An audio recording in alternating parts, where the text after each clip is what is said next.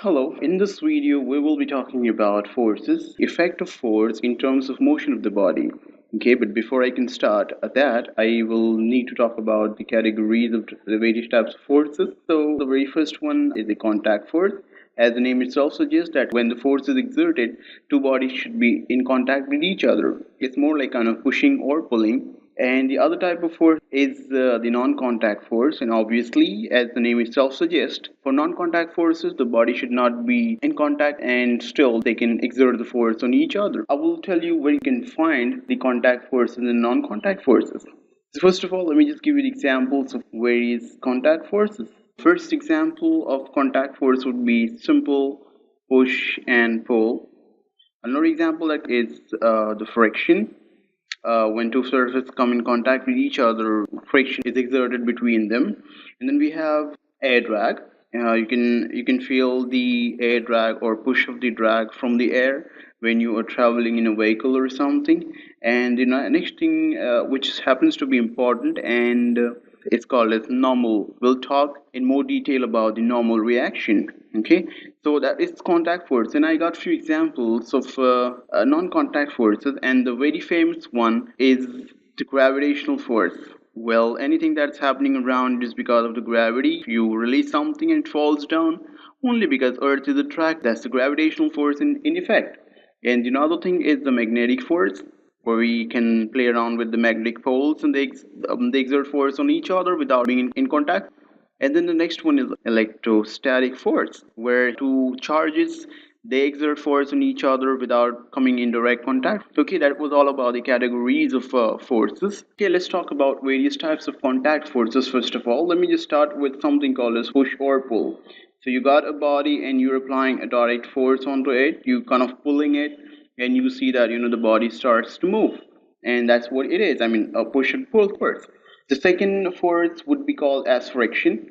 Now I have to elaborate on what friction is. Okay, let me just assume that I have, say, two bodies kept over each other. Like that's one body and that's another body, and that's the surface. If we try and magnify this portion, I realized that no matter how much you polish the surface, there will still be microscopic irregularities in the surfaces. Now, when you try to make the upper body move towards one direction, the jagged portion they resist the motion of the upper body, and somehow we call this effect to be friction. And the other term for this is resistance to motion. It provides resistance to motion. When you try to slide on the floor of the school, you figure out that eventually you come to a stop. Why? Because there is a friction between the lower surface of your shoe and the surface of the floor. And because of this microscopic jack irregularities, we figured out that when a body moves on to the another surface, it eventually comes to stop. Okay, friction force, what exactly it does? Just consider that initially the body has kinetic energy. Now, kinetic energy is vanished somewhere because when you start to move on the surface of the floor, you figured out that you move certain distance and you come to a stop somewhere, right? So, okay, can I say that you had kinetic energy because of the motion, and you don't have the kinetic energy? But what the rule says that kinetic energy or the energy, any sort of energy, should not vanish. It has to get converted into something.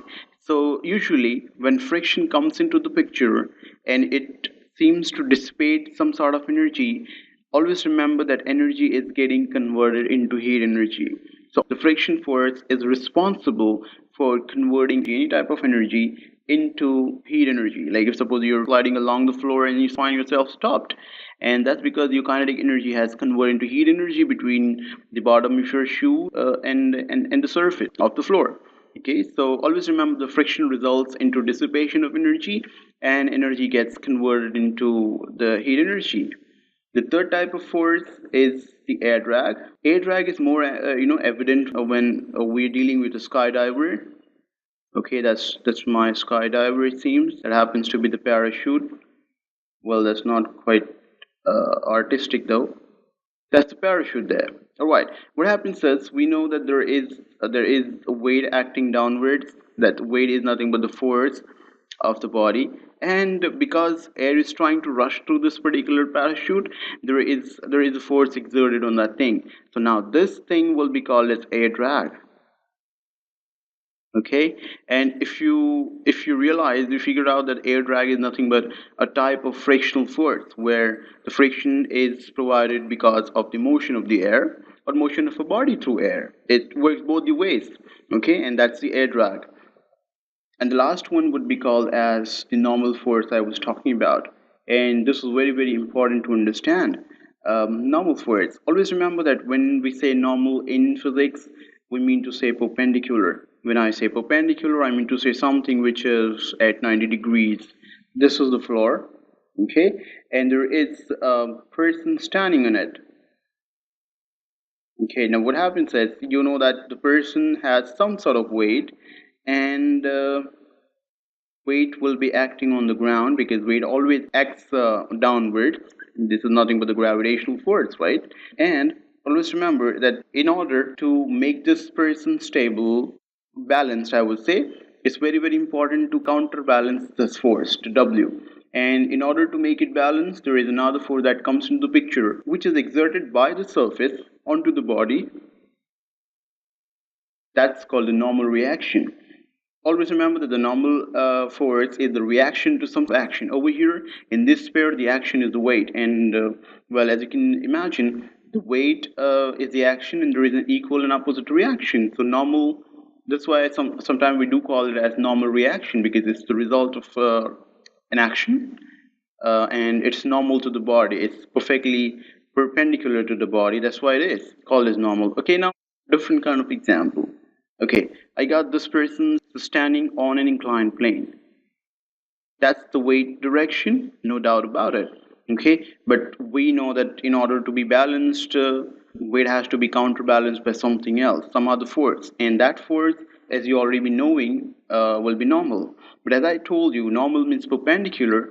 This surface, the surface on which the person is standing, will exert a force on that particular person and normal, and it has to be perpendicular to the surface. So as you can see, that almost like perpendicular thing. So that's my normal reaction. So this is the very basic idea of normal. What if I say that, okay, this is the surface, and there is a person who stands like this, taking a help or support of that particular thing. Okay, the person is exerting a force on the wall like this, and the wall will gonna exert a force. The direction of normal reaction would be this. Now why this? Because normal reaction has to be perpendicular to the surface on which the force is already being exerted. So that's my action, and the normal is reaction. So always remember, normal force would always be a reaction. That's why we call them as normal reaction. Okay, now since we done with all types of contact forces, we'll talk about the physics of force, where we will gonna look at some letters and some formula, some expression. Okay, so well, let me just put forces again, and I'm going to give you a few examples of how it works. Let's assume that I have a body that was supposed to be a circle though, but alright. And well, it's initially at rest, where it is like 0 meter per second, and I suddenly happen to apply a force in this direction. So what happens is, because of the application of force, I know and you all know that the body will start moving. So, well, let's say I apply the force for some time, and the velocity turns out to be 5 meters per second. Well, just to keep, a simple number as my example, and I removed my force over here. So there is no force acting at all now. So as you can see, because I apply the force onto this particular body, the body has somehow changed its speed from 0 to 5. Now, since the direction is same, I would say like, okay, speed is changed. But if you remember, there is one more thing. I just want to recap. Velocity is speed plus a direction. So that is direction in the picture. Okay. So, well, when I say that, okay, direction remains the same, but speed changes, I would say that eventually the velocity changes. So that means when I apply force, I'm changing velocity. Change in velocity is the result of application of the force. Now let's have another example, kid, where I have a body already moving with certain speed, okay, and I will be applying onto it a force which is in this direction. By the way, let me just put the the direction of my velocity. Green ball is moving with 5 meters per second towards right, and I'm gonna be applying a force F in the direction left. Okay, and eventually what will I realize is that ball comes to rest, right? So again, you can see that the speed has decreased. That means there is a change in velocity. So it's very, very important that the force results into change in velocity. Okay, the more you apply the force, the more will be the change in velocity in smaller time. So eventually, can I say that somehow force causes acceleration? Yes, because change in velocity is related to acceleration.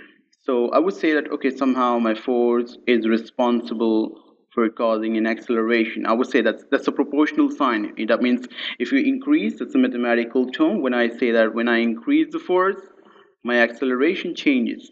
When I change the acceleration, I mean, I increase the acceleration, the change in velocity would be more. If you apply even more force, you realize that the speed will be more. Eventually the velocity will not be just 5, but it may be 10 or maybe more than 5, anything more than 5. And if suppose you're applying more force than me, you can bring this body to rest earlier than me. So eventually, somehow, application of force is related to the acceleration that's caused in the body. That's one of the factor that is very, very important when we talk about the physics of force. Okay, the another factor on which the force depends is mass of the body. Let me just assume, okay, this is a body which is at rest, and there is another body which is at rest. Now, if I want to apply the same amount of force on these two particular bodies, say that's F and that's F. Now I know that if I apply the same amount of force for the same amount of time, let me just write that they were initially at rest. So this ball we're gonna have the higher velocity because it's very, very easy to move this ball. So this fellow will move with say 10 meter per second. But hey, what about this? I mean, if you're strong enough, you can apply the force and you can move it, but eventually you'll figure out that the speed of this particular ball is, well, not very satisfactory. I mean, it will be somewhere around, if you're strong enough, the ball can at least move with the speed of 5 meters per second. Why? Because it requires huge amount of force to move the bigger body. But if you apply the same amount of force, you're going to get different results. So you'll figure out that, okay, my force is related to mass. If you have less mass, you need to apply less force. Why? If suppose, okay, look at this. If someone says, okay, you gotta make this move with the speed of 10 meter per second and make this move with the speed of 10 meter per second, my logic says that since this has a lesser mass, it would be easy for me to make it move with this particular speed. But well, since this is a giant structure, it requires a huge amount of force to be applied. So somehow my force is related to mass that's directly proportional. So when you increase the mass, you are increasing the force that you need to apply, and vice versa. You decrease the mass and you are decreasing the force. So if you remember in the last slide, we talked about force being proportional to acceleration, and in this slide we talked about force being proportional to mass. So if I club them together, I get this is proportional to mass into acceleration. And if I keep the proportionality constant as 1, I realize that that's my formula for force. So my force is equal to mass into acceleration. Now let's deal with what are the important effects that force can produce. All right, I told you about forces changing the motion, right? Let me just say changing the velocity. So if I have a force that changes the velocity, but velocity is also related to the direction. If you remember, velocity was equal to that's my speed plus a direction, right? So just assume that this is a body that I will be experimenting on, and it is already moving a certain velocity in this direction. Okay, now when the body reaches over here, you start applying a force on the body towards this particular direction. Let's say towards this particular point. You'll eventually find that because of the effect of this force exerted towards the center, you'll figure out that ball will start diverting from that particular thing. It will probably be traveling this way, and so new position of the ball is over here. Instead of going straight, you change the direction of the ball. Okay, and if you continue to make it move in the if you continue to apply the force in the same direction, you realize that, well, it may go and travel in a circle. Yes, the condition is very important, that the force that you're applying onto the body should be perpendicular. The body will always try to move in a straight line. So at this particular point, the body is trying to move in this direction. But since you're pulling it this way, it will turn around and it will gonna be traveling in a curved fashion. Okay, over here at this particular position, the ball will be moving again in a straight line, but since you are applying force towards the center, it will move in a circle though. So always remember that if the force is perpendicular to direction of motion, the resultant motion will be called a circular motion. And one more important thing, let me just say that, okay, there is a body which is moving in a circular fashion. Body moves along, that's my body there, okay, and it is moving in this way. That's the track. We know from the discussion on the previous slide that force will always be exerted onto the body perpendicular to its direction of motion. So if I say that my body is moving this way, that would be my direction of force. Every time you see that the body changes the position, the body is moving in this direction, but force is still acting perpendicular to it and my body again, and now it's trying to travel in this direction.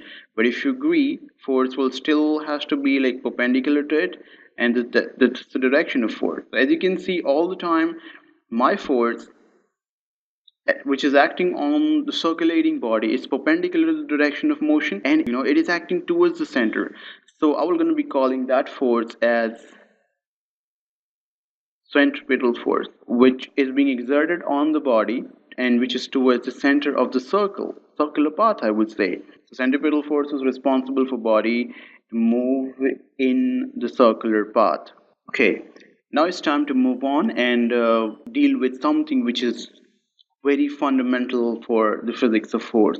Okay, over here, let's assume a condition where we are not applying any force on the body. So the condition is that there are no forces acting on the body. Well, if I say no forces, not even friction force. Okay, there is a body which is kept like that and is not moving at all. It's not moving. So if you don't apply a force, logically speaking, it will never move. It will always be there, stubborn and lazy like that. But if there is a body which is moving at 5 meters per second, I am not at all applying any force on this particular fellow, the body will still be moving. It will continuously be moving with the same speed forever. You know why? Because there is no retarding force acting it, right? There are no forces acting on the body to accelerate it or decelerate it. There will be no change in velocity. Now, this important phenomena has been called as Newton's first law of motion. Well, that's first law is very, very important. It tells you that what will happen to a body when there are no forces acting in it. So the statement itself says when there are no forces acting on a body which is resting, it will continue to remain at rest. And if there are no forces acting on a moving body, it will always remain in the same state of motion. If this fellow is moving with 5 meters per second and there are no forces acting, this body will remain in motion like that. There is another concept that I need to make you understand over here, and that is unbalanced force. Just have an example. There are two forces acting on this particular fellow, and well, just to say this is some X thing, and this is X thing on the side. So it's more like pulling stone from both the sides and with the same force. So there will be no change in the position of this particular stone, right?